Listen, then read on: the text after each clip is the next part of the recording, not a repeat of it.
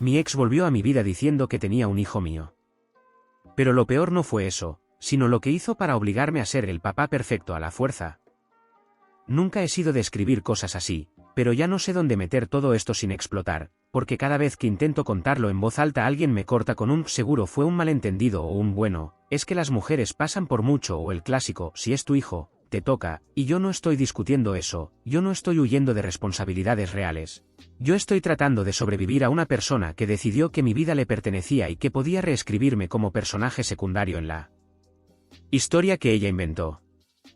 Tengo 33, soy hombre, vivo solo desde hace años, trabajo en algo normal, nada de lujos ni tragedias de telenovela, mi vida era aburrida y eso me gustaba, rutina, gym, amigos de toda la vida, domingos de estar en casa, paz, hasta que un martes cualquiera, en una tarde cualquiera, me llegó un mensaje de un número que no tenía guardado. Y al abrirlo vi su nombre, el nombre que yo había entrenado a mi cerebro para que no me afectara, el nombre que me daba esa sensación de boca seca como cuando te das cuenta de que olvidaste cerrar la puerta con llave. Hola, soy Valeria. Necesitamos hablar. Es urgente. Es sobre un niño, y en la foto de perfil tenía a un niño como de 5 o 6 años, con el mismo hoyuelo que yo tengo, la misma ceja partida, la misma forma de mirar como si estuviera midiendo si el mundo era seguro o no. Yo con Valeria tuve una relación corta, intensa y mala, de esas que cuando te sales dices en qué estaba pensando, pero en el momento se siente como si fuera lo único real. Ella era encantadora en público, divertida, de las que se ganan a la gente en un segundo, y en privado era otra cosa, era control, era culpa, era pleito por cosas pequeñas, era si me amas, haz esto y si no lo hacías eras un monstruo. Terminamos hace 6 años, y el final fue feo. No hubo violencia ni nada de película. Pero sí hubo manipulación, amenazas de te voy a arruinar, mensajes a mis amigos, intentos de reconciliación con llanto, y luego silencio. Yo me mudé, cambié de número, hice lo que pude para dejarlo atrás. Por eso, cuando vi ese mensaje, mi primera reacción fue pensar que era un truco, una forma de abrir otra vez la puerta que yo había cerrado. Le respondí lo mínimo.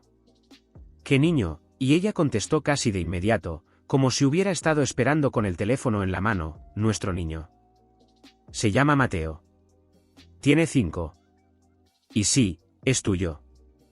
No te voy a mentir, me temblaron las manos, no por emoción bonita, sino por miedo puro, porque mi cerebro hizo esa cosa horrible de unir puntos a la fuerza, recordar fechas, recordar que en esos meses yo estaba hecho un desastre, y pensar y sí, y luego vino el golpe doble, porque otra parte de mí gritó aunque sea tuyo, ¿por qué me lo dices así? Y otra parte más pequeña, la más tonta, la que todavía se siente culpable por todo, pensó si es tu hijo y tú no has estado, eres la peor persona del mundo y ella, como si pudiera oír ese pensamiento, remató con no te lo dije antes porque sabía que ibas a desaparecer, pero Mateo pregunta por su papá y ya no voy a seguir cargando sola.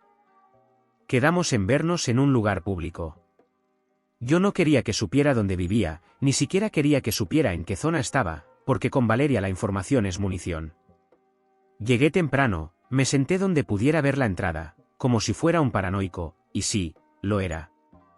Cuando entró, traía al niño de la mano, y verlos juntos fue un golpe raro, porque el niño no tenía la culpa de nada, y aún así yo sentí que me estaban poniendo una soga en el cuello, él me miró curioso, sin miedo, y Valeria sonrió como si hubiera ganado algo, como si ver mi cara fuera el premio. Mira, Mateo, ese es tu papá. Yo no supe qué hacer con las manos, ni con la cara, ni con la voz. Dije hola y el niño dijo hola con esa naturalidad que te rompe, y luego Valeria, sin calentamiento, soltó que había decidido que ya era hora de que yo me hiciera cargo, que no se trataba de dinero ni de nada de eso, según ella era presencia, familia, ser un hombre de verdad y mientras decía todo eso, el niño jugaba con un vasito de agua como si no estuviera escuchando, pero los niños escuchan más de lo que creemos. Yo pregunté lo obvio, lo que cualquier persona con cerebro pregunta, ¿por qué hasta ahora? Y ella dijo que había intentado arreglárselas, que al principio creyó que yo no estaría listo, que además estaba enojada conmigo y no quería verme, pero que Mateo merece un padre y que yo ya pagué suficiente con la ausencia. Empecé a preguntarle fechas, médicos, cosas concretas, y ella se ofendió como si yo la hubiera acusado de algo horrible. ¿Me estás llamando mentirosa? Yo le dije, te estoy pidiendo claridad. Y ahí cambió la temperatura. Me habló bajito y me dijo algo que todavía me da escalofrío, te conviene creerme, porque si no, igual vas a estar en su vida, pero como el malo. Esa frase, así, suave, sin gritos, fue el recordatorio de quién era ella. Le pedí una prueba. Dije la palabra con cuidado, como si fuera una bomba, prueba de paternidad. Valeria se rió y dijo que claro, que no tenía problema, pero que mientras tanto yo podía empezar a verlo, porque no hay nada que ocultar. Me dio una carpeta con dibujos, un historial de cosas de Mateo, fotos de cumpleaños, y lo que parecía una carta escrita por ella donde contaba la historia de cómo yo me fui y ella se quedó. La carta era para mí, pero también se notaba que estaba escrita para que alguien más la leyera algún día, una narrativa lista para un juez imaginario, para una familia chismosa, para redes sociales si hacía falta.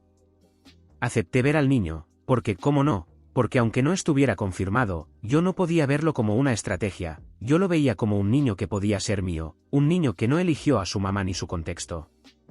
La primera vez que lo vi, fue en un parque. Jugamos a patear una pelota, me mostró un dinosaurio de plástico, me preguntó si yo sabía imitar un T-Rex, me reí, y por un momento pensé que tal vez esto podía ser algo bueno, tal vez la vida me estaba dando una responsabilidad que también era una oportunidad, y en ese momento Valeria se acercó por detrás y me tomó una foto sin avisar. Con ese ángulo perfecto del padre cariñoso, y yo sentí el pinchazo, porque con ella nada es casual. Esa noche, sin que yo le pidiera, subió la foto a sus historias con un texto tipo al fin juntos y empezó el desfile de mensajes de gente que yo ni conocía, qué hermoso, felicidades, por fin se hizo responsable y yo pensé responsable de que si ni siquiera está confirmado, pero ya era tarde, ya había instalado la idea. La prueba tardó semanas. Semanas donde Valeria se comportaba como si ya estuviera todo decidido, me mandaba horarios, martes y jueves vienes por él, sábado lo llevas a tal parte, no le des azúcar, no lo pongas cerca de perros, no lo acostumbres a que le compras cosas, como si yo fuera un empleado nuevo que necesitaba entrenamiento. Y cuando yo le decía que necesitaba espacio, que no podía reorganizar mi vida en 2 días, ella se ponía fría, entonces se lo digo a Mateo, le digo que su papá no quiere. Empezó a usar al niño como palanca emocional, y eso es lo más bajo que puede hacer alguien. Cuando por fin llegó el resultado, sí, era mío. Confirmado. 99,9 me quedé sentado mirando el papel como si fuera un diagnóstico. No sentí alegría inmediata. Sentí un peso enorme, y luego un dolor por todo el tiempo perdido, y luego una rabia que no sabía dónde poner, porque mi hijo existía y yo no lo había sabido, pero también porque la persona que controlaba el acceso a mi hijo era Valeria. Lloré esa noche, no de película, lloré como hombre que no sabe cómo se llora bien, con coraje, con vergüenza, con esa idea de tengo que arreglar esto y al mismo tiempo esto no tiene arreglo. Fui a ver a Mateo al día siguiente y le dije, sin hacerlo grande, oye, tu mamá dice que soy tu papá y parece que sí, así que vamos a conocernos más, ¿te parece? Y él solo dijo ok como si fuera lo más normal del mundo, y me enseñó un dibujo de una casa con 3 personas de palitos, una alta, una mediana y una pequeña, y me dijo este eres tú, y se me apretó el pecho porque ese niño ya me había puesto en su mundo y yo apenas estaba aprendiendo a respirar dentro de él. Valeria, por supuesto, no tardó en sacar su guión. Me dijo que ahora teníamos que hacer las cosas bien, que Mateo necesitaba un hogar con ambos, que ella no quería padres separados porque eso trauma a los niños, y empezó a insinuar que lo mejor era que yo me mudara cerca, o que ella se mudara conmigo, o que intentáramos ser familia otra vez, no por nosotros, por Mateo. Yo le dije que no. Le dije que la paternidad no significaba reiniciar la relación. Le dije que yo iba a estar presente como papá, pero que no iba a ser su pareja. Ahí se le cayó la máscara en un segundo. No gritó, no hizo drama. Sonrió y dijo ok, pero yo ya conocía ese ok es te vas a arrepentir. Y me arrepentí. No de ser papá. De subestimar hasta dónde podía llegar. A la semana siguiente, el director del kinder de Mateo me llamó. Me dijo que había un tema y que necesitaba hablar conmigo. Yo fui pensando que era algo normal, y cuando llegué me sentaron con una orientadora y me dijeron que había preocupación porque Mateo había dicho que su papá no quiere vivir con él y que se había puesto triste y que Valeria estaba muy afectada. Yo expliqué que yo sí estaba presente, que lo veía, que estaba aprendiendo, pero que yo y Valeria no éramos pareja. La orientadora me miró como si yo fuera el típico hombre que se lava las manos.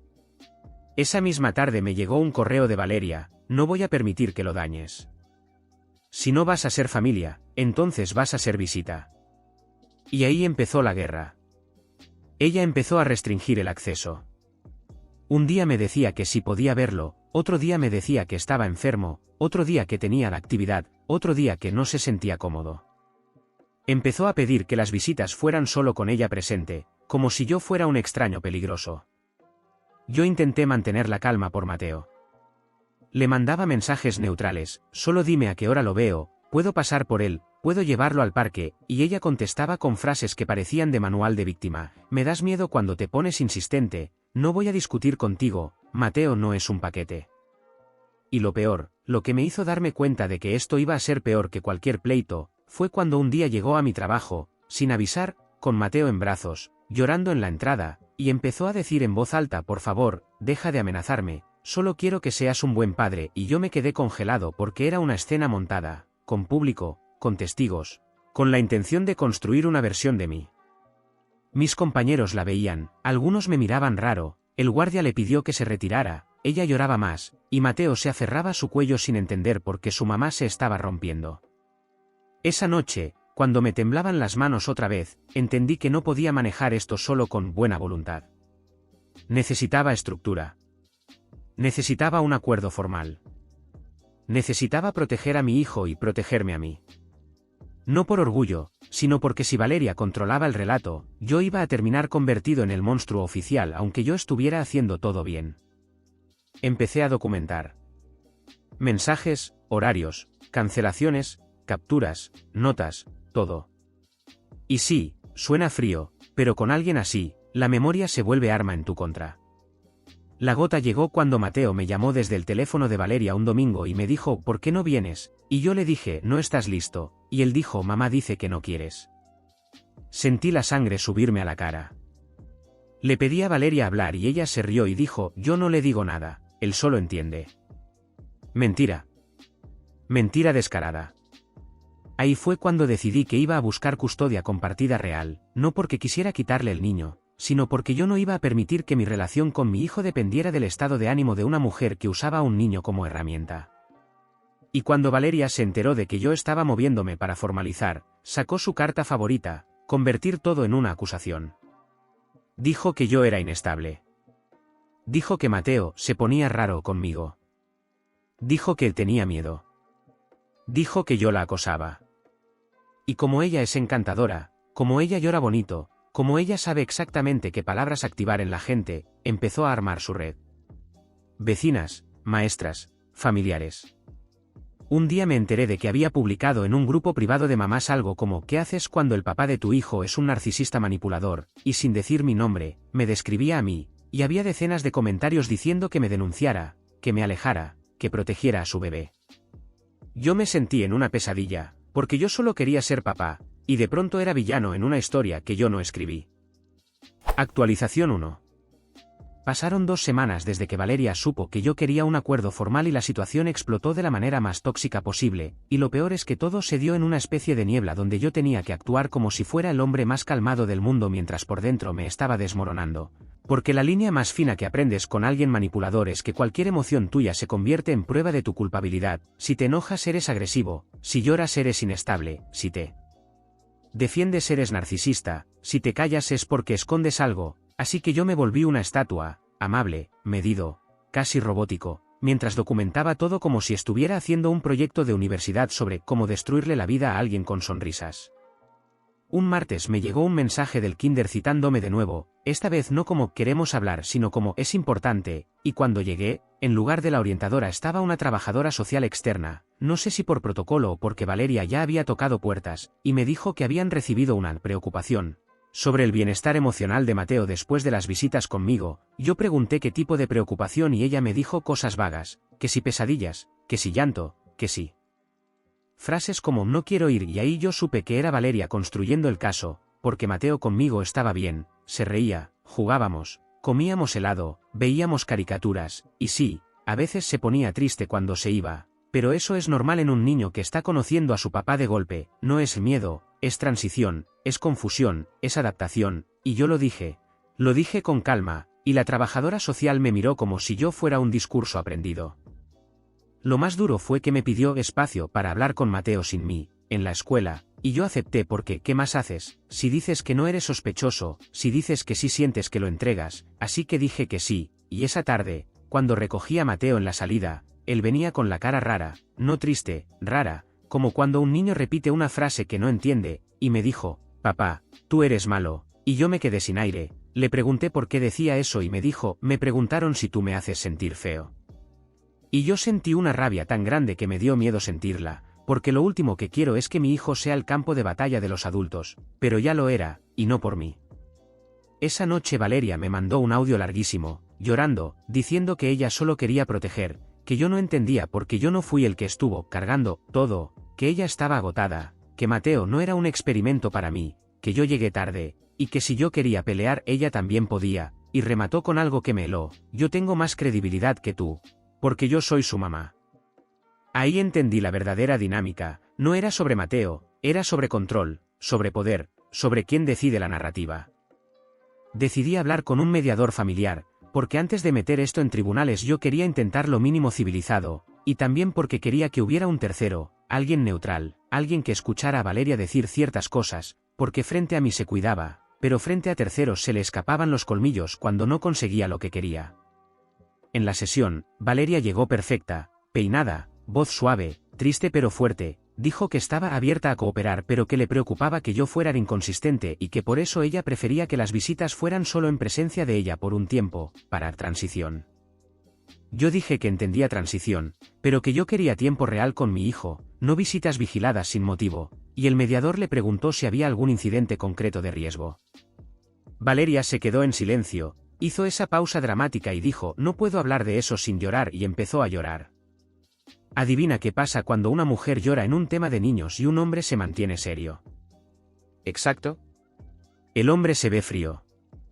Yo me sentí como si estuviera viendo un truco repetido. Pero aquí es donde ella se pasó. Dijo que yo le había gritado a Mateo y que Mateo se asustó. Yo pedí fecha, lugar, contexto. Ella dijo no recuerdo, fue una vez. Mentira. Dijo que yo me enojo fácil. Yo le recordé que ella fue la que armó un show en mi trabajo. Ella dijo que fue desesperación. Yo dije que eso no era apropiado. Ella dijo, ahí estás, invalidando mis emociones. Y el mediador, para ser justo, sí le dijo que necesitaban hechos, no sensaciones. Valeria cambió de estrategia. Dijo que entonces si yo quería hechos, ella iba a pedir una evaluación psicológica para mí. Y lo dijo como amenaza, con la sonrisa. Yo asentí y dije, perfecto, hagámoslo ambos. Se le borró la sonrisa por un segundo. Cuando salimos, ella me susurró, vas a perder. A los hombres como tú siempre los desenmascaran. Y yo en ese momento ya no sentí solo miedo, sentí claridad, porque esa frase no era de mamá protectora, era de enemiga. Esa noche volví a hablar con Mateo por videollamada, y Valeria lo ponía frente a la cámara como si fuera trofeo, y cada vez que él me decía algo bonito, Valeria intervenía, dile que lo extrañaste, dile que te enojaste cuando no vino, dile que lloraste, y yo, con toda la paciencia del mundo, le dije, Mateo, tú no tienes que decir nada que no quieras, ¿sí? Y él me miró y dijo ok, y Valeria se molestó, se notó, y cortó la llamada diciendo que se le acabó la batería. Fue la primera vez que vi tan claro que ella iba a intentar meter ideas en la cabeza de mi hijo. Y ahí, por primera vez, sentí miedo real por el futuro, no por mí, por él. Actualización 2. En los comentarios imaginarios de esto, alguien me diría, ve a terapia, como si fuera la solución mágica, y sí, fui, sigo yendo, pero la terapia no detiene a una persona que está decidida a destruirte, solo te ayuda a no volverte loco mientras lo intenta. Las cosas escalaron cuando yo presenté formalmente una solicitud de acuerdo de custodia compartida, nada agresivo, nada de quitar a Mateo, solo estructura, días fijos, horarios, comunicación por escrito, decisiones escolares compartidas, y un protocolo para cambios. Una estructura es el enemigo natural de alguien que vive del caos. Valeria explotó, no conmigo directamente, sino con el mundo. Empezó a llamar a mis familiares, a mi madre, a mis tías, a cualquier persona que pudiera convertir en testigo emocional. Y como yo soy el hombre, y ella la mamá, mucha gente asumió que ella tenía razón. Mi propia madre me dijo, hijo, yo te creo, pero también entiendo a Valeria, debe ser difícil. Esa frase me dejó helado, porque ¿qué hay que entender de manipular a un niño? Pero bueno, así funciona la niebla social. El día que supe que esto iba a ponerse feo fue cuando me llegó una notificación. Valeria había solicitado una orden de restricción temporal alegando acoso y miedo. Yo casi me reí de lo absurdo, porque yo no la buscaba fuera de lo necesario para Mateo, no me aparecía en su casa, no le mandaba mensajes fuera de horarios, todo lo tenía documentado, y aún así, con 2 hojas y lágrimas, consiguió que un juez firmara algo temporal por precaución mientras se veía el caso. Esa orden me impedía acercarme a ella, lo cual está bien, yo no quería, pero también complicaba la entrega de Mateo, porque ella empezó a usarla como arma. No puedes venir por él. Me estás violando la orden si te acercas. Entonces yo tenía que hacer entregas en lugares específicos con terceros, y ella lo presentaba como «qué miedo, tengo que protegerme». Y Mateo, en medio, veía todo. Lo peor fue que un día fui a recogerlo al punto acordado y ella no llegó. Esperé 20 minutos, 30, 40. Escribí «vienes», sin insultos, sin drama. Ella respondió «deja de hostigarme. Ya te dije que hoy no». Y cuando le pedí que me lo confirmara con tiempo porque Mateo me esperaba, me respondió «Mateo no te espera, él está tranquilo. El único obsesionado eres tú». Esa frase me prendió algo en la cabeza. Yo no estaba obsesionado con ella. Yo estaba aferrado a no perder a mi hijo. Y ella lo sabía. Así que empecé a hacer algo que me recomendaron, todo por correo oficial o por una app de coparentalidad, donde queda registro y no se puede borrar ni editar. Valeria se negó. Dijo que eso era control y abusivo y que yo quería documentarla para atacarla. No, yo quería que dejara de mentir. En esa etapa, Mateo empezó a cambiar en pequeños detalles. A veces me decía frases que no eran suyas, frases adultas: tú abandonaste, tú no estuviste, tú haces llorar a mamá, y yo le decía yo no quiero que mamá llore, yo quiero que tú estés bien, y él se quedaba pensativo, como si estuviera tratando de acomodar 2 realidades.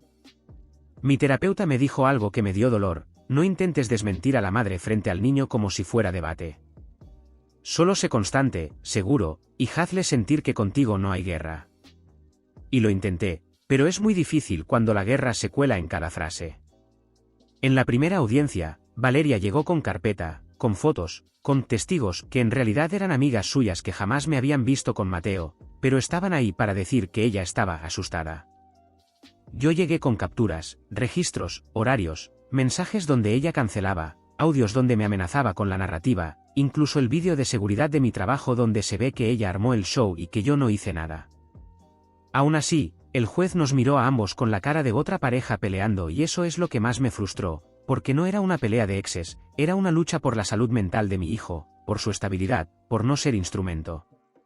El juez ordenó una evaluación familiar, supervisión temporal neutral para las entregas y un calendario provisional. Valeria fingió estar de acuerdo y al salir me dijo «esto no ha terminado». Yo pensé que lo peor ya había pasado. Spoiler, no. Lo peor fue cuando Valeria encontró la forma de hacer que yo pareciera peligroso sin decirlo directamente. Empezó a decir que Mateo volvía alterado y que por eso lo llevaría a terapia infantil.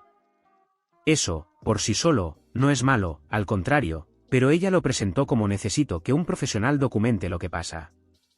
Y ahí entendí el plan: no quería sanar a Mateo, quería un expediente. Quería que un terapeuta se convirtiera en su arma. Y el problema es que muchos terapeutas, con buena intención, escuchan primero a la madre, y si la madre llega diciendo «el papá es X», el niño, por lealtad o por miedo, puede empezar a decir lo que cree que debe decir.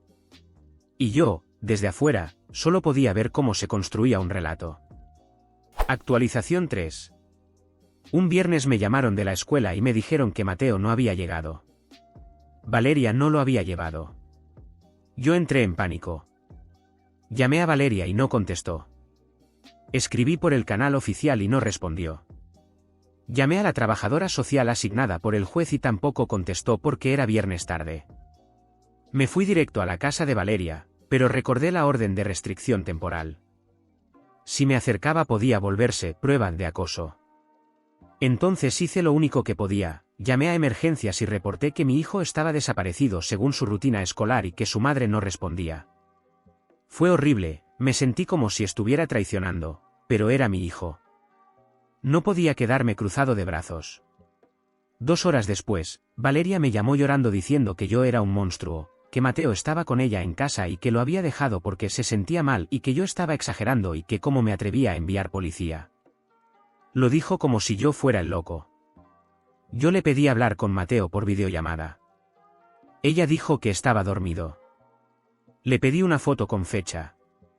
Se negó. Me dijo: no tengo que darte explicaciones, tú no mandas. Y luego lo soltó, como veneno, solo quería ver hasta dónde llegabas. Ese día entendí que ella estaba probando botones. Quería que yo reaccionara. Quería que yo pareciera peligroso. Quería que yo me desesperara. Porque un hombre desesperado se ve amenazante en el relato fácil. Presenté ese incidente en el proceso. Y aquí, por primera vez, algo se inclinó a mi favor, porque la trabajadora social me dijo en privado que eso era alarmante, que no era normal ocultar un niño para provocar reacción. Valeria, cuando se enteró, se enfureció. Me mandó un correo larguísimo diciendo que yo era el controlador, que yo quería vigilarla, que yo no aceptaba límites, y luego añadió algo que me hizo ver rojo: insinuó que yo tenía problemas de ira porque yo no soportaba no tener control y que eso asustaba a Mateo. Era su narrativa favorita, yo como peligro, ella como mártir. Ese mismo mes ocurrió algo que me partió: Mateo empezó a hacer pipí en la cama. Un niño de esa edad puede hacerlo por 1000 razones, sí, pero coincidió con la terapia infantil y con las tensiones. Cuando lo llevé conmigo un fin de semana según el calendario provisional, me dijo que tenía miedo de que mamá se enojara si se divertía conmigo. Me lo dijo así, simple, sin drama, como si fuera una regla del mundo. Yo me agaché, lo miré y le dije: Mateo, tú puedes querer a mamá y quererme a mí, no tienes que escoger, y nadie debe enojarse por eso. Él me miró serio y dijo: mamá dice que si te quiero mucho, tú te vas a ir otra vez. Y ahí me rompí por dentro porque mi hijo estaba viviendo el chantaje emocional que yo viví de adulto con Valeria, pero él era un niño, y no tenía herramientas. Lo que hice fue empezar a construir seguridad, rutinas, cosas pequeñas, desayuno juntos, dibujar, leer antes de dormir, una frase que repetíamos: papá vuelve, aunque fueran 2 días después, y al principio me dio miedo porque parecía promesa, pero en realidad era lo que él necesitaba: certeza. Valeria se enteró de eso y lo ridiculizó. Me escribió: qué lindo, ya empezaste con tus juegos para comprar su amor. Todo en ella era guerra. En una audiencia posterior, el terapeuta infantil de Mateo presentó notas. Valeria estaba feliz. Yo estaba aterrorizado. Las notas decían que Mateo expresaba confusión y miedo a abandono. Eso es cierto. Pero la interpretación que Valeria quería era miedo al padre. Por suerte, el terapeuta no afirmó eso, fue cuidadoso, dijo que el niño estaba bajo estrés por el conflicto parental. Y ahí, por primera vez, alguien dijo en voz alta lo que yo llevaba meses viviendo, que el conflicto lo estaba enfermando. El juez ordenó terapia parental, comunicación estricta por escrito, y evaluó la posibilidad de aumentar mi tiempo con Mateo para equilibrar la influencia. Valeria salió llorando, diciendo que la estaban castigando por ser mamá. Y cuando se fue, me di cuenta de que su lloriqueo ya no estaba convenciendo igual. Porque cuando alguien llora demasiado, al final la gente empieza a notar que las lágrimas son herramienta. Actualización 4. Valeria cruzó una línea que, honestamente, no sé si se puede cruzar sin ser una mala persona, y lo digo sin insultos, sin exageración, con hechos. Un día, mientras Mateo estaba conmigo, recibí una llamada de un número desconocido. Era alguien de un centro médico preguntando por Valeria. Yo dije que no era su contacto. La persona se disculpó y colgó. 2 horas después, Valeria me envió un mensaje diciendo que estaba muy enferma y que necesitaba que yo me quedara con Mateo indefinidamente mientras ella se recuperaba. Me sorprendió porque por meses había luchado por controlarlo y ahora me lo soltaba como si fuera un paquete urgente. Le pedí detalles. Ella dijo: no puedo hablar. Le pedí si necesitaba que llamara a alguien. Ella dijo: no tengo a nadie, gracias por nada. Yo no sabía si creerle. Con Valeria esa es la maldición, incluso cuando podría ser verdad, uno duda porque ha mentido tanto. Esa noche, recibí mensajes de su hermana, que yo ni sabía que existía en su vida todavía. Me dijo que Valeria estaba hospitalizada, que era grave, y que si yo no cooperaba, lo lamentaría. Yo me quedé con Mateo, claro, porque era mi hijo, y porque si Valeria estaba realmente enferma, Mateo necesitaba estabilidad, pero algo olía raro. Valeria desapareció 3 días. 3 días en los que yo tuve a Mateo, lo llevé a la escuela, lo mantuve en rutina, y cada noche él preguntaba por su mamá y yo le decía la verdad suave: mamá está con doctores y va a estar mejor. El 4.º día, Valeria reapareció en redes publicando una foto en cama con suero, diciendo que casi muere, que estaba sola, que algunos hombres solo te usan y te dejan, y un texto larguísimo insinuando que yo la había estresado tanto con demandas que su cuerpo colapsó. La gente le mandaba corazones. Yo me quedé mirando la pantalla como si estuviera viendo un anuncio de manipulación profesional. Cuando la trabajadora social pidió documentación médica para ajustar el calendario por la enfermedad, Valeria se negó. Dijo que era privado. Y ahí comenzó a derrumbarse su teatro. Porque si realmente estaba grave, ¿por qué no mostrar algo básico, no todo, solo lo necesario para justificar cambios legales? Aún así, el juez permitió un ajuste temporal por precaución, pero exigió reporte médico. Valeria entregó un papel que resultó ser incompleto. El centro médico, cuando se verificó, dijo que sí había ido, pero por una situación menor, nada de casi morir. Básicamente usó una visita médica normal como arma narrativa. No voy a decir qué fue, porque no quiero cruzar detalles de salud, pero fue algo que no justificaba el melodrama. ¿Y cuál era el objetivo? Simple: si ella era frágil, ella era la víctima máxima, y yo, al pedir custodia compartida, era el hombre cruel atacando a una madre enferma. Y si ella lograba instalar eso, cualquier decisión a mi favor se veía como injusticia. Era propaganda. Pero el universo tiene un sentido del humor raro, porque justo cuando Valeria estaba en esa fase de pobrecita, ocurrió lo que nos dio la prueba más clara de manipulación: Mateo, sin querer, grabó un audio. Yo no sabía. Resulta que yo le había dado una tablet vieja con juegos simples y una app de grabadora porque le gustaba hacer programas de voz. Un día, revisando para liberar espacio, encontré una grabación de 12 minutos de la casa de Valeria. No era espionaje. Era un niño jugando. Y en esa grabación se escuchaba a Valeria diciéndole a Mateo que tenía que decir en terapia, que tenía que decir a la trabajadora social, y cómo tenía que llorar si le preguntaban si extrañaba a mamá. Se escuchaba clarísimo. No voy a transcribirlo literal porque es fuerte, pero básicamente era: si dices esto, todos van a saber que yo soy buena mamá y que tu papá es malo, y si no dices eso, me vas a lastimar. Mi cuerpo se puso frío. Me senté en el suelo. Me dieron ganas de romper algo. Y luego me dio una tristeza inmensa porque mi hijo estaba siendo entrenado para mentir por supervivencia emocional. Le llevé el audio a mi abogado.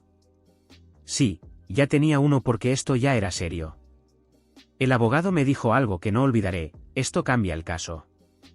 Porque ya no era percepción contra percepción. Era evidencia de manipulación directa al niño. Y a mí me partía, porque la evidencia era mi hijo sufriendo. Pero también era la única forma de detenerlo. Actualización 5. Esta es la última, por ahora, porque aunque todavía hay cosas pendientes, siento que ya estamos llegando a un punto donde por fin puedo respirar. El audio se presentó oficialmente. Hubo protocolos, cadena de custodia, verificación de que no fue editado, todo. Valeria, por supuesto, dijo que era falso, que yo lo había fabricado, que yo era un enfermo por grabarla. El juez no se tragó esa parte tan fácil porque se notaba que era una grabación casual, con ruidos de juguetes, con un niño hablando encima, con una naturalidad que no se actúa. La trabajadora social se puso seria por primera vez. El terapeuta infantil, que siempre había sido neutral, dijo que esto era altamente preocupante.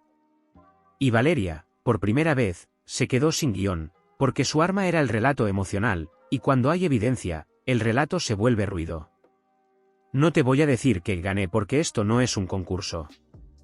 Pero sí te puedo decir que el juez estableció un cambio: custodia compartida real, no perfecta, pero real, con un calendario claro, entregas en un punto neutral con supervisión mínima al principio, y comunicación estricta solo por la app oficial. También ordenó que Valeria tomara un programa de coparentalidad y que cualquier terapia de Mateo fuera coordinada por ambos padres con consentimiento compartido.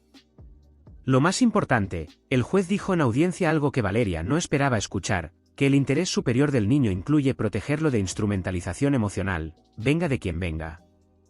Esa frase me sacó una presión del pecho que llevaba meses ahí. Mateo, con el tiempo, empezó a cambiar para bien. No de golpe. De a poquito. Empezó a dormir mejor. Empezó a hablar más libre. Un día, mientras armábamos Legos, me dijo: cuando estoy contigo no siento que tengo que cuidar a nadie. Y yo tragué saliva porque, ¿qué niño de 5 debería sentir que cuida a su mamá? Ninguno. Lo abracé y le dije: aquí tú eres el niño, yo soy el adulto, tú solo juega. Y me dijo: ok, y siguió como si nada, pero para mí fue todo. Valeria sigue siendo Valeria. No se transforma mágicamente. Sigue intentando pequeñas cosas, sigue lanzando indirectas, sigue tratando de provocar, pero ahora hay límites externos, y eso es lo que siempre le molestó. Ya no puede cambiar planes a capricho. Ya no puede inventar cancelaciones sin consecuencias. Ya no puede usar a la escuela como escenario sin que quede registro. Y lo más importante, ya no puede controlar completamente lo que Mateo piensa de mí. Porque mi relación con él ya no depende de su permiso. Lo más triste de todo esto es que si Valeria hubiera aceptado desde el principio una coparentalidad normal, Mateo habría tenido 2 padres presentes sin guerra. Pero ella no quería compartir. Ella quería dominar. Y yo, que antes era un hombre que solo quería paz, me convertí en alguien que aprendió a pelear de la forma más aburrida del mundo, con paciencia, con papeles, con constancia. Me tomó meses entender que ser buen papá también es protegerte a ti mismo para poder protegerlo a él. A veces, cuando Mateo se queda dormido en el coche después de un día largo, lo miro y pienso en el tiempo perdido y me duele de verdad, pero luego pienso en algo que me dijo mi terapeuta: no puedes recuperar el pasado, pero puedes asegurar que el futuro no se lo roben. Y eso estoy haciendo. Si algún día Mateo lee esto, cuando sea grande, lo único que quiero que entienda es que yo no peleé contra su mamá por ego, ni por venganza, ni por orgullo, yo peleé por el derecho básico de ser su papá sin que lo convirtieran en un arma, y peleé para que él pudiera ser niño, no mensajero, no terapeuta, no juez, no premio, solo niño. Y por primera vez en mucho tiempo, siento que lo estamos logrando.